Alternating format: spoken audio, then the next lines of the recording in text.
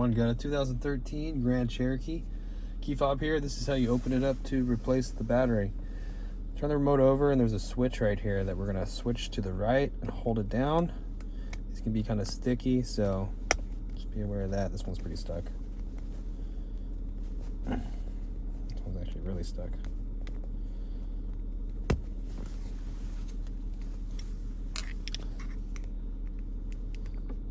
Push this guy down with a screwdriver.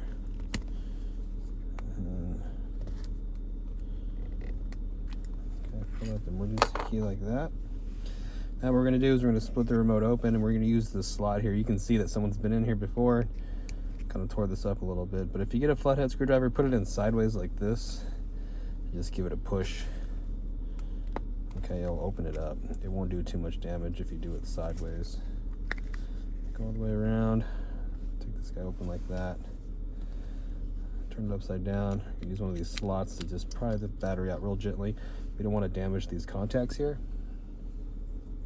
So the battery size is going to be a CR2032 with the positive sign. There's a positive sign right here facing down. When we get to the new battery, we're going to put it against the contacts first and drop it in. The contacts will actually hold it in there. Okay.